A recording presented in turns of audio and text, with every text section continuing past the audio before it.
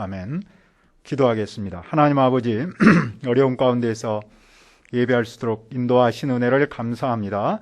성령 하나님께서 우리와 우리 교회를 보호하여 주시고 또 우리에게 생명을 허락하여 주시고 이 시대의 어려움들을 이겨나가는데 우리의 기도를 받아주시고 또 생명의 말씀이 살아서 역사하도록 도와주십시오. 이 시간에 이제 민수기 말씀을 시작합니다. 성령 하나님께서 이 말씀을 축복하여 주시옵소서.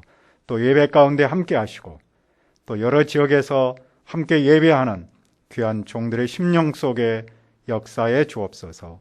예수님의 이름으로 기도합니다. 아멘.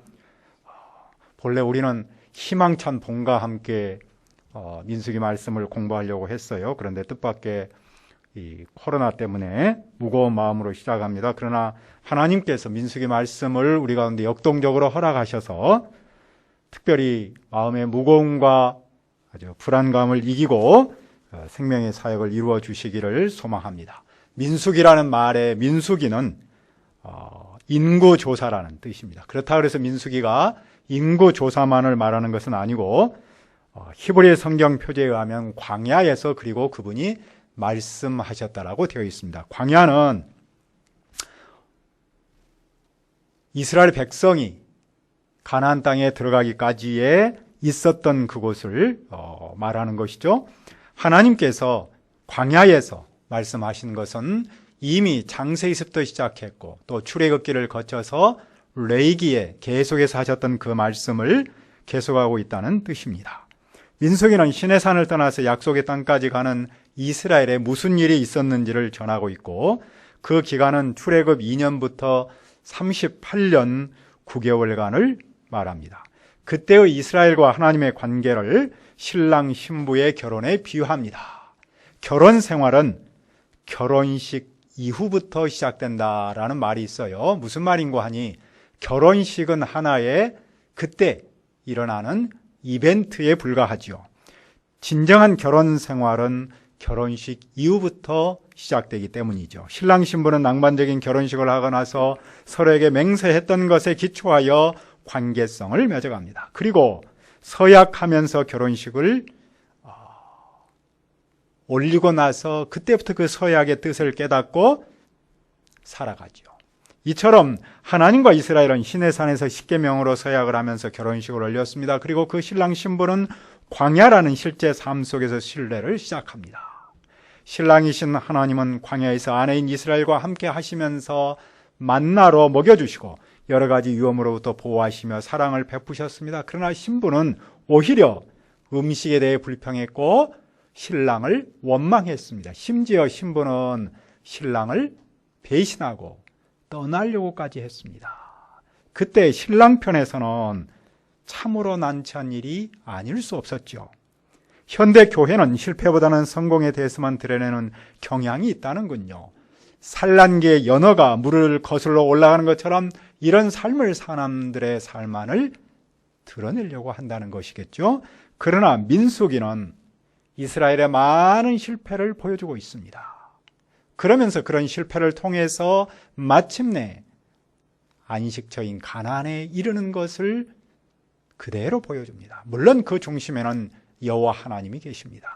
그 여호와 하나님께서 오늘 누구에게 말씀하십니까? 1장 1절을 보십시오. 이스라엘 자손이 애굽 땅에서 나온 후 둘째 해 둘째 달 첫째 날에 여호와께서 시내 광야 회막에서 모세에게 말씀하여 이르시되 이스라엘은 애굽에서 종살이하다가 하나님의 크신 능력과 은총으로 애굽에서 나왔습니다. 그들은 홍해를 건너서 시내 광야의 회막을 쳤습니다.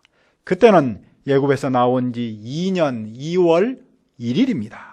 그날 여호와께서 모세에게 말씀하셨습니다. 그 내용이 무엇입니까? 2절입니다. 너희는 이스라엘 자손의 모든 회중 감 남자의 수를 그들의 종족과 조상의 가문에 따라 그 명수대로 계수할지니 모세는 종족과 조상의 가문에 따라서 즉 12지파대로 남자의 수를 계수해야 합니다. 계수한다는 말은 한자 말인데 머릿수대로 사람을 세워서 명단을 만든다라는 뜻입니다. 그 목적이 무엇입니까?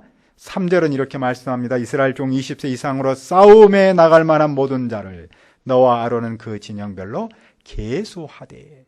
20세 이상이란 말은 20세에서 50세까지의 남자를 보통 말합니다. 이것은 인구 조사가 아니라 싸움터에 나갈, 싸울 수 있는 군인 후보를 말하죠. 이것을 우리는 병적 조사라고 부릅니다.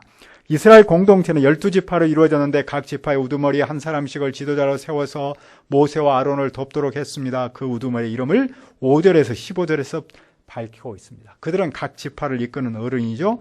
모세와 아론은 싸움에 나갈 사람을 계수하라는 하나님의 말씀을 듣고 어떻게 순종합니까? 그들은 선택받은 어른을 데리고 2월 1일 온 회중을 모으고 회중별로 다 등록을 시킵니다. 여호와께서 명하신 대로 신의 광야에 하나님의 군인으로 그들을 임명했습니다. 맏아들인 루벤 지파로부터 시작해서 납달리 지파까지를 전부 다 등록을 했습니다. 그런데 사람들의 수를 세어봤더니 유다 지파가 제일 많았습니다. 그것은 야곱의 축복이 이루어지고 있음을 보여줍니다. 옛적에 야곱이 12아들을 모아놓고 다 축복하지요. 그때 특별히 유다에게는 이렇게 복을 내렸습니다. 너는 내 형제의 찬송이 될지라 내 손이 내 원수의 목을 잡을 것이요 내 아버지의 아들들이 내 앞에 절하리로다. 그 후부터 하나님의 구속사역은 유다를 중심으로 이루어집니다. 왜냐하면 예수님께서 유다의 자손으로 오시기 때문입니다. 모세와 아론 그리고 12지파 어른들이 합심해서 싸움터에 나갈 싸울 사람들을 모두 등록했습니다. 그들은 전장에 나갈 수 있는 20세 이상의 장정들이었습니다. 이렇게 하신 데는 무슨 뜻이 있습니까? 하나님께서 이것을 통해서 그들에게 주고자 하는 메시지는 무엇입니까? 첫째로 이스라엘은 여호와의 대적과 싸워야 하는 군대 공동체입니다. 이스라엘은 시내산을 떠나서 약속의 땅 가나안으로 가야 합니다. 그들은 광야길을 통과하는 중에 수많은 적을 만납니다. 그들은 그 적과 싸워야 하고 여호와의 성막을 지켜야 합니다. 그리고 새로운 삶을 향해서 나가야 합니다. 그래서 여호와께서는 그들을 원수와 싸워야 하고 여호와의 성막을 지켜야 하는 군대 공동체로 부르신 겁니다. 둘째로 이스라엘은 하나님의 말씀으로 다스림을 받는 군대 공동체입니다. 이스라엘은 혈연적이거나 정치적인 공동체가 아닙니다. 어떤 특정한 사람이 다스리는 사병 집단도 아닙니다. 목자 모세가 앞에서 공동체를 이끌기는 하지만 총사령관은 여호와 하나님이십니다. 그 여호와 하나님께서 말씀으로 인도하시고 다스리는 여호와의 공동체인 것이죠. 이 사실을 통해서 오늘 우리는 무엇을 배울 수 있습니까? 첫째로 교회는 세상과 싸우는 군대 공동체라는 겁니다. 바울 사도가 디모데에게 말했죠. 우리는 여호와로부터 부름받은 좋은 군인이다. 우리는 사람과 싸우지 않고 어둠의 세상을 주관하는 사탄과 싸우는 영적 군인입니다. 우리가 하나님의 사람으로서 은혜를 누리고 평화를 나누는 것도 참 중요한 일입니다. 또 세상에 대해서 아주 좋은 영향력을 끼치기 위해서 믿음의 덕을 쌓는 것도 대단히 중요한 일입니다. 하지만 우리가 세상의 인본주의나 세속화와 싸우는 영적 군인이라는 사실도 결코 잊어서는 안 됩니다. 이 대목에서 우리가 또 하나 잊어서는 안 될 것이 있습니다. 그것은 우리 군대 구성원에 가는 것입니다. 우리 군대 구성원은 믿음의 가족입니다. 믿음의 동역자입니다. 믿음의 가족은 그냥 가족이 아니라 함께 싸우는 전우라는 것이죠. 영적 싸움에 쓰기려면 전우회가 있어야 합니다. 그래서 우리는 전우회라고 쓰고 그것을 가족 사랑이라고 부르지 않습니까? 둘째로 교회는 하나님의 말씀으로 인도받는 공동체입니다. 교회는 비영리 단체나 일반 동아리가 아닙니다. 교회는 하나님의 말씀을 배우고 그 말씀을 따라서 일사불란하게 움직이는 전투하는 공동체지요. 일사불란이란 사전의 뜻은 이런 겁니다. 한 오리 실도 엉키지 아니한다. 질서가 정연하여 조금도 흐트러지지 아니함을 이루는 말이라 그럽니다. 그 일의 중심에는 바른 말씀 공부와 주일 예배가 있습니다. 하나님은 우리의 공동체, 교회를 말씀과 예배를 통해서 인도하십니다. 코로나19에 감염된 51살의 한 가장이 병원 병실이 없어서 입원하지 못했습니다. 그는 가족의 감염을 막으려고 극단적을 선택을 했다고 그러죠. 이런 안타까운 현실 앞에서 한 언론사는 코로나 사태가 길어지면서 감염의 두려움을 피부로 느끼며 마음의 바이러스를 앓고 있는 현상이다라고 말했습니다. 계속해서 말하기를 우울한 마음을 뜻하는 영어 그 블루라는 말이 우울이라는 뜻도 있죠. 그래서 그 코로나와 합쳐서 코로나 블루라는 현상이 오히려 상당히 심각한 거라고 말하더군요. 그래서 집에 틀에박혀 지내면서 무기력하고 불안하고 외로움에 시달리는 사람이 적지 않다는 겁니다. 이런 사회적인 현상을 보면서 전문가는 개인 위생을 철저히 하고 사람이 적은 자연으로 나가서 오히려 햇볕도 쬐고 또 우리나라 의술을 믿으면 그런 불안감을 이길 수 있다라고 조언을 하더군요. 하지만 불안 심리를 교회에 이상하게 적용하는 프레임도 있습니다. 주일 예배하면 나쁜 교회이고 예배를 중단하면 좋은 교회이다. 여기서 생각할 점은 중단이라는 용어입니다. 예배는 교회의 생명이고 정체성입니다. 교회 역사에서 예배 중단이라는 말을 쓴 적은 없습니다. 따라서 예배 중단이라는 말 대신에 예배 방식을 바꿈이라는 말로 바꿔야 합니다. 예배의 방식을 바꾸는 것은 얼마든지 가능합니다. 그러나 중단이라는 말로 하는 것은 적절하지 않다고 생각합니다. 우리가 하는 SNS를 통한 예배 방식, 가정 예배 이런 것들은 다 예배 중단이 아니라 하는 방식을 바꾸는 것 중에 하나이기 때문입니다. 저는 이번 일을 겪으면서 두 가지를 생각했습니다. 하나는 말씀대로 산다라고 하면서도 실은 한 개인의 말에 지배당하는 나쁜 모임의 모습을 봅니다. 오염된 경기나 물을 맑게 하려면 맑은 공기와 맑은 물이 필요합니다. 나쁜 모임에 물든 이 사회를 깨끗이 하려면 말씀을 따라 사는 착한 공동체, 바른 공동체가 있어야 하지 않습니까? 다른 하나는 그동안 우리가 주일에 예배당에 모여 자유롭게 예배할 수 있었음이 큰 은혜이며 감사한 일이라는 사실을 깨닫습니다. 맑은 공기가 있을 때는 당연한 것처럼 여기다가도 미세한 먼지를 만나면 맑은 공기가 그립고 그 소중함을 절실하게 깨닫지 않습니까? 우리가 개인 위생을 철저히 하고 잘 참으면 자유롭게 예배할 때가 좀 더 빨리 올 겁니다. 그때 우리는 예배의 소중함을 깨닫고 예배의 소중함을 간직하며 예배함으로써 교회의 사회적 책임을 감당하고 캠퍼스에 성경 선생의 목자로서의 그날을 소망합니다.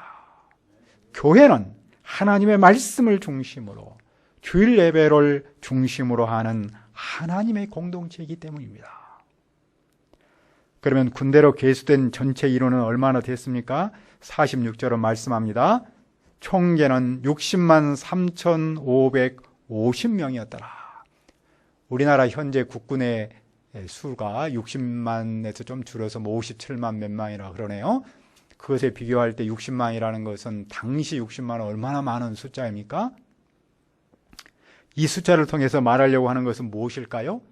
하나님의 약속의 말씀이 이루어지고 있다는 사실을 보여줍니다. 야곱이 그 아들을 데리고 애굽으로 처음에 갔을 때 약 70여 명이었습니다. 그 70여 명이 400년이 지나고 나니까 이렇게 많은 숫자가 되었습니다. 하나님께서는 아브라함에게 이렇게 말씀하셨죠. 내 아들이, 내 후손이 바닷가에 모래알처럼 많을 것이다. 그 말씀을 하나님께서 이루고 계십니다. 그 점에서 볼 때 지금 이스라엘의 군대 공동체는 약하거나 작은 수가 아닙니다. 강한 군대입니다. 하나님의 말씀대로 이루어지고 있는 것이죠.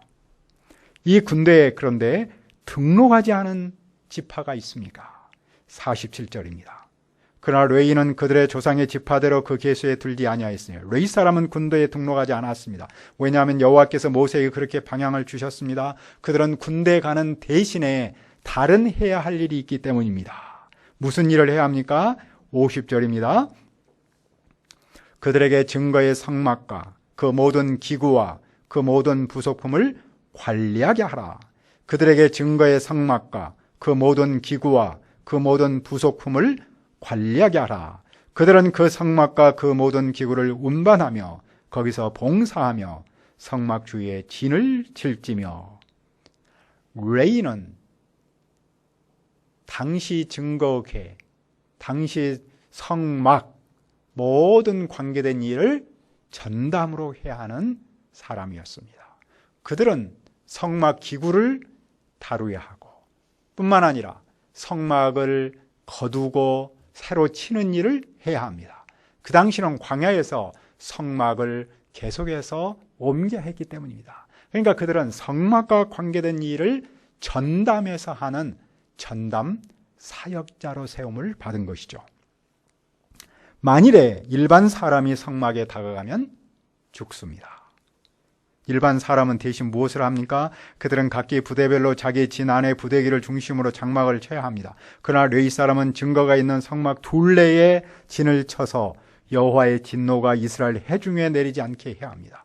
레위 사람은 증거궤가 있는 성막을 보호할 책임을 맡았습니다. 그러므로 하나님께서 레위인을 따로 세우신 목적을 어떻게 정리할 수 있습니까? 첫째로 하나님은 레위인을 통로와 울타리로 쓰십니다. 통로라는 말은 성막에 계신 하나님의 은혜와 하나님의 영광을 백성에게 전달해주는 역할을 한다는 뜻입니다. 울타리라는 말은 세상의 더러움이 성막 속으로 들어오지 못하도록 막아준다는 뜻입니다.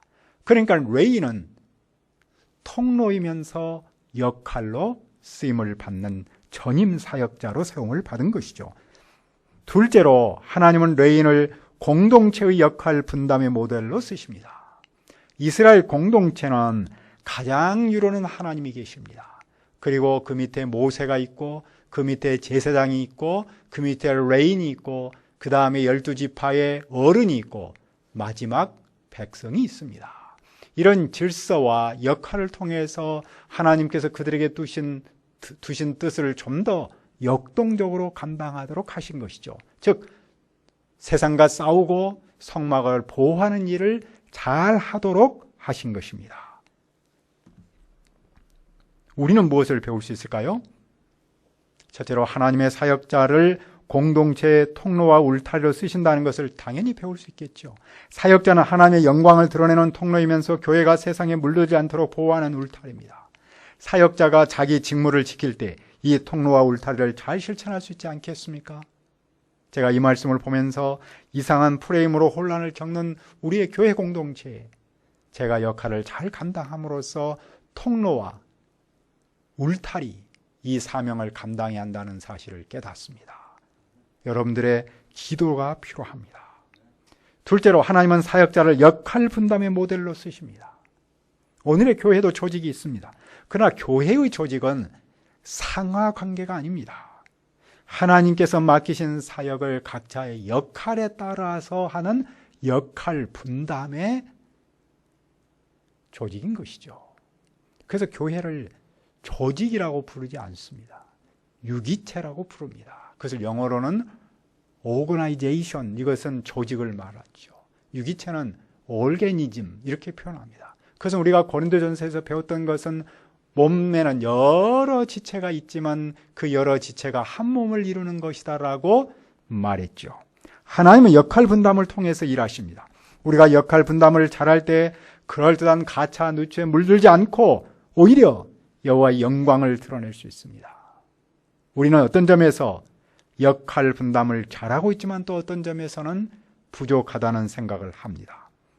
어떤 일이 있을 때 자원하여 섬기는 분이 있다는 점에서 역할 분담을 잘하고 있습니다. 하지만 일시적이지 않고 상시로 역할 분담을 체계화하지 못한 점에서는 또 부족함을 느낍니다. 그 점에서 우리도 이런 회장단을 구성해서 좀 더 체계적이고 역동적으로 섬겼으면 좋겠습니다. 이스라엘은 여호와의 말씀 앞에서 어떻게 했습니까? 54절은 이렇게 끝을 맺습니다. 이스라엘 자손이 그대로 행하되 여호와께서 모세에게 명령하신 대로 행하였더라. 그들은 여호와께서 모세에게 명하신 대로 행하였습니다. 1장 1절에서 여호와께서 시내 광야에서 모세에게 말씀하여 이르시대로 시작했습니다. 그리고 백성이 명령하신 대로 행하였더라로 끝납니다. 하나님께서 말씀하신 대로 그 모든 일이 이루어졌기 때문입니다. 이스라엘 공동체는 여호와의 말씀에 따라서 움직입니다. 여호와께서 그들의 사령관이시기 때문입니다. 여호와는 말씀으로 일하시고 그 군단은 말씀에 순종함으로써 그 뜻을 실천합니다. 그렇다면 오늘 우리의 교회는 어떤 존재입니까? 영적인 싸움을 싸우는 군대 공동체입니다. 그리고 그 군대 공동체의 전 사령관은 하나님이십니다. 그 하나님은 말씀으로 그 공동체를 인도하시고 섬겨주십니다. 그러므로 우리는 말씀대로 하여 세상 죄와 싸우고 교회를 지키는 좋은 군인으로 자라야 합니다. 이 여호와 만군의 하나님께서 말씀으로 일하시는 이 하나님께서 몸과 마음의 바이러스를 앓고 있는 이 나라를 치유해 주시기를 기도합니다.